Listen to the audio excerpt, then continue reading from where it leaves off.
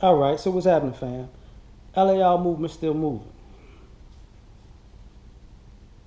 Seduction, excuse me. Seduction versus and and intimacy. The reason I say this is because you know, to me,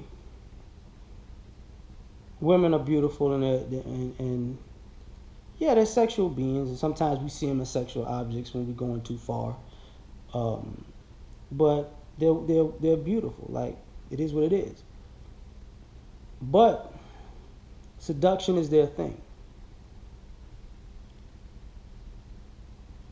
But just like with any other balance, their thing is seducing us, but our thing is intimacy. And I think it works in unison. If I don't give her intimacy, she won't be able to give me seduction in the right way. Excuse me. What I mean by that is this: part of our approaching and courting and dating and the way we are groomed to date and interact with women is giving them intimacy, letting them in, making them feel safe and getting to know us and our character and standards and what we will and will not do and what we will and will not tolerate and who we are, so they can get in a safe space to open up their seduction. So as men, I mean, that to me has become um, one of the problems with our relationships with the modern day male and female. And the less intimate we are as men, the more closed off we are as men, the more overtly seductive women become, to the point where, you know, they're treading on dangerous, I guess, treading on thin ice or dangerous ground, because now they're just too overtly sexual, hyper seductive, hyper sexual, because they're really trying to get our attention. And sometimes they're trying to get our attention because they're trying to get to our hearts. And we ain't letting them motherfuckers in because, you know, there have been a few generations of women who used seduction as a weapon. Not sex as a weapon, but more so seduction as a weapon. So why be intimate with people who weren't taught how to respect our intimacy, right? Which is a valid point. And but just like anything with balance in life, I'm sure the ladies didn't want to have to pay for sins of the mothers. We pay for the sins of the father all the time, but you know, that's just an acceptable part of life. I don't think these women knew that they were actually paying for the sins of their mothers and the sins of, the way society kind of allows um, this over seduction to manifest itself and, you know, for the most part, even destroy women's lives. Not blaming men or women, just in general. What I mean by that, for some of y'all who don't get what I'm saying at the particular point, is if you want to give me your body because I gave you my heart and you liked it,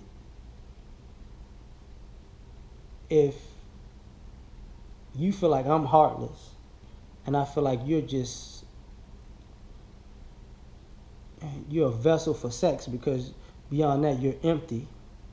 We got two empty people relating, but they're only relating on a biological sexual level. They can't actually connect with each other. And then you have people who for years have been saying, part of the male-female dynamic is the men who've tried to connect with a lot of women were the men that women were pushing away out of, I guess, fear of actually being intimate. And they were gravitating to the guys who were hyper masculine or hyper some pseudo some fantasy or some bullshit or some idea or ideal that wasn't really real in the first place, but it was a good fantasy to live or lie to live, I guess. So now that they're out of that phase, they're looking for that connection with the guys that they pushed away or the type of guys that they pushed away. And just like anything else in life,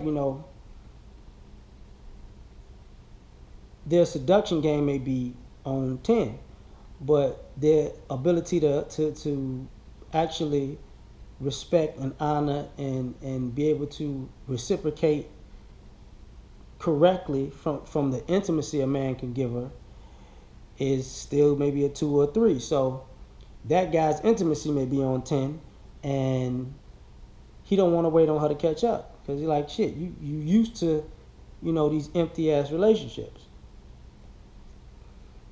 So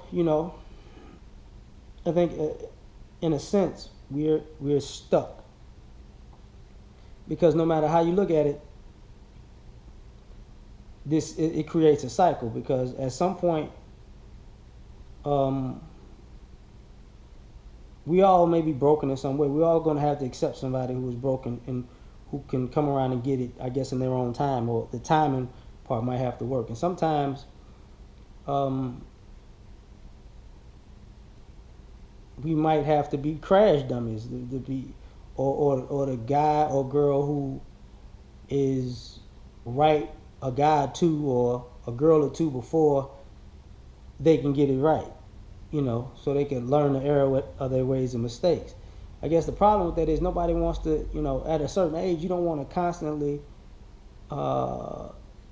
be the person who is the person that somebody doesn't give their all to, I was so good, if I knew then what I know now, things would be different. Nobody wants to keep hearing that shit, when they get to their late 20s, when they get in their early 30s, mid 30s, I guess late 30s, 40s. Nobody wants to keep hearing that shit over and over and over and over again. I in my opinion, nobody wants to hear that. But unfortunately, I consider this is what happens. Not necessarily Generation X. I guess I'm part of Generation X. But we are the children and grandchildren, to me, of the Studio 54 generation that was partying, bullshitting, fucking, just being reckless. Them people in the 80s who were dressing all erogenous or androgynous and all on cocaine. All the people in them Scarface movies and them old fucking movies of the 80s when people just wilding out in the streets. The Rick James era when everything was all crazy. We are those people's kids and grandkids, right? So that's why, the turn up is so fucking prevalent even to this day.